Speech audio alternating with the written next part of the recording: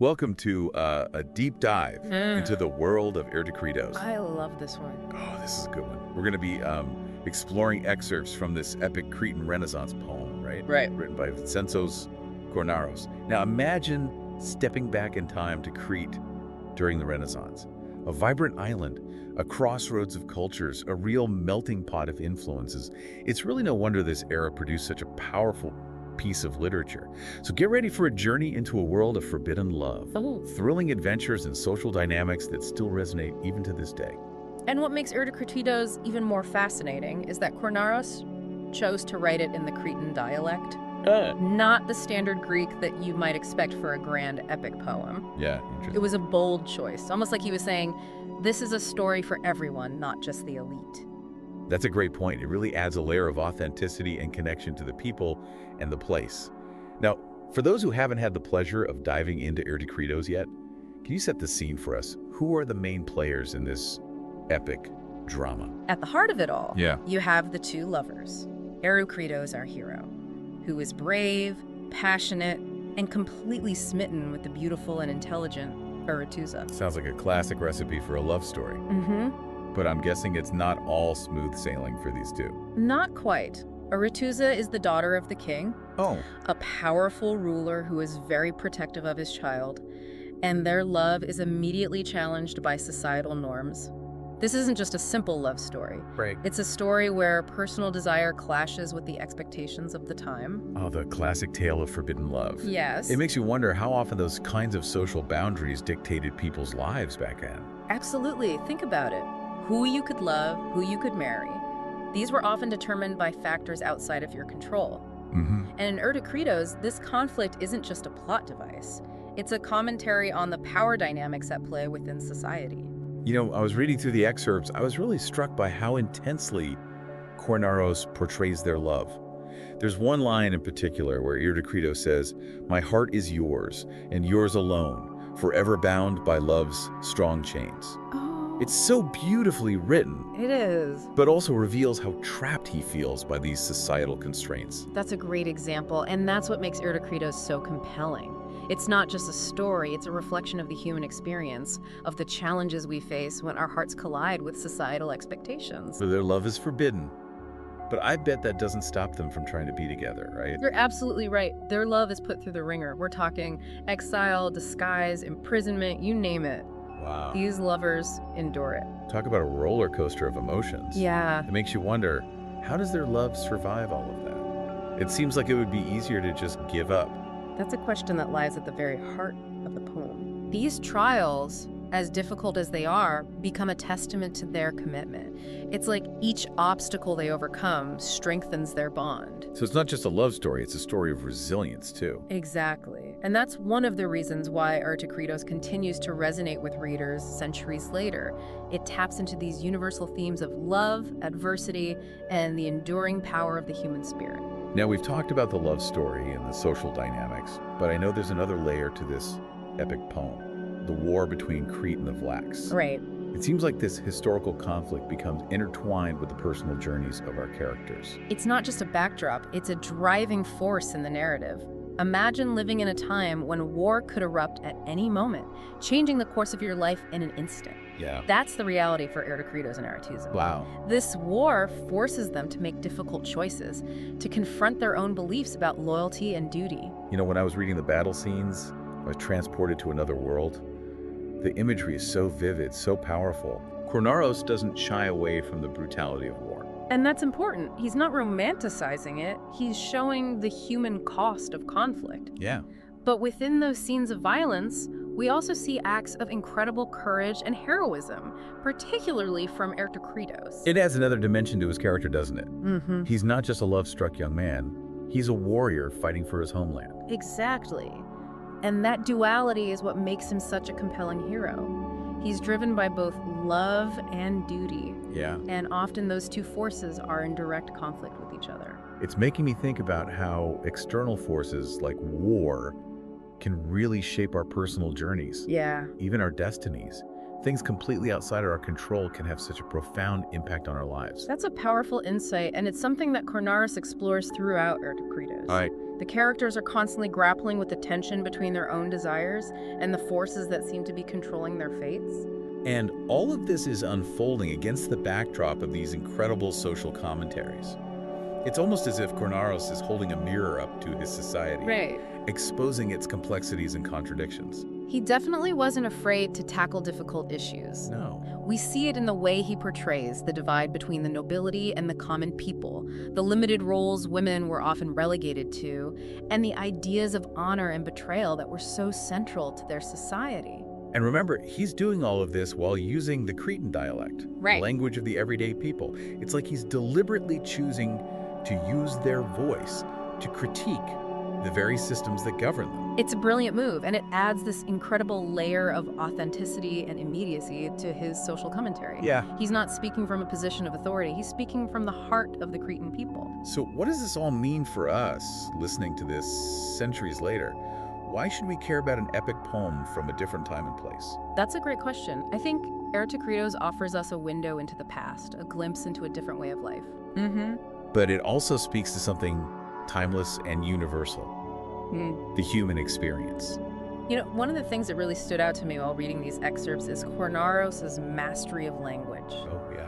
He uses words to paint such vivid pictures, particularly in the battle scenes. Oh, for sure. It's as if you're right there on the battlefield with the characters. His imagery is incredibly powerful. You can practically hear the clash of swords, feel the tension in the air. But it's not just about spectacle. Right. Kornaros uses those battle scenes to explore deeper themes. The nature of courage, the weight of honor, the tragic consequences of conflict. It's making me think about how language can be a weapon, but also a shield. It can incite violence, Yes. but also inspire hope. Absolutely. And in the hands of a master like Kornaros, it can transport us to other worlds and make us feel the full range of human emotions. Absolutely. And that's what makes Erotokritos such an enduring masterpiece. Yeah. It goes beyond mere storytelling. It invites us to engage with its themes, to question our assumptions, to connect with the human experience across time and cultures. Okay, before we move on to some of the specific details and passages from Erotokritos, Okay. let's take a quick pause. We'll be back in a moment to delve even deeper into this fascinating epic poem. Sounds good. All right, let's jump back into the world of Erotokritos. Okay. We were just talking about the power of Kornaros' language, especially in those vivid battle scenes. Yeah. But there's another passage that really struck me. Oh. One that reveals a different kind of power. Okay. The power of love in the face of adversity. Oh, I know exactly which one you're talking about. Erotus's imprisonment. Yes. It's heart-wrenching. It's such a poignant scene. Yeah. She's physically confined, separated from Erotokritos, and surrounded by uncertainty. Right. But it's in this moment of isolation that we see her inner strength shine through. You know, when I was reading that section, I couldn't help but think of how easily she could have given up hope. Right. But she doesn't. Nope. She clings to her love for Erotokritos, Mm-hmm. and it becomes her anchor in the storm. And it's not just about romantic love. Right. It's about the power of the human spirit to endure, Yeah. to find strength even in the darkest of times. Yeah. Kornaros uses her imprisonment to highlight the resilience of the human heart. It also makes you think about the limited agency women often had during that time. Yeah. It's like she's a pawn in a larger political game. Her happiness sacrificed for the sake of alliances and power. That's a really important point. Yeah. Aretusa's confinement speaks volumes about the societal constraints placed upon women. Right. Her fate, her very happiness, is often decided by others. But even within those limitations, Yeah. we see her fighting for her own agency, for Right. the right to choose her own destiny. And that brings us to another powerful scene, Erotokritos' love letter to Aretusa during his exile. Oh, yes. It's more than just a love letter. It's a testament to their unbreakable bond. That letter is a masterpiece of emotional expression. It is an... Remember that line you mentioned earlier about his heart being bound by love's strong chains? Oh, yeah. Well, in the letter, those chains become a symbol of their unwavering connection, even when physically separated. It's almost as if Kornaros is giving us a glimpse into Erotokritos' soul. Yes. You can feel his longing, his desperation, but also his unwavering hope that they will one day be reunited. Exactly. Yeah. And what's fascinating is how Kornaros uses language to convey not just the words themselves, but the emotions behind them. Right. He doesn't just tell us that Erotokritos misses Aretusa, he makes us feel it. It's like you're right there with him, Mm-hmm. experiencing his pain and his hope. Right. It's such a powerful reminder that words have the ability to transcend time and space, Yes. to connect us to other human beings on a deeply emotional level. Speaking of connections, there's another aspect of Erotokritos we haven't touched on yet. Okay. The humor. All right. We've talked about the epic love story, the political intrigue, the Right. social commentary, but there are also moments of genuine lightheartedness woven throughout the poem. You're right. I'd almost forgotten about that. Yeah.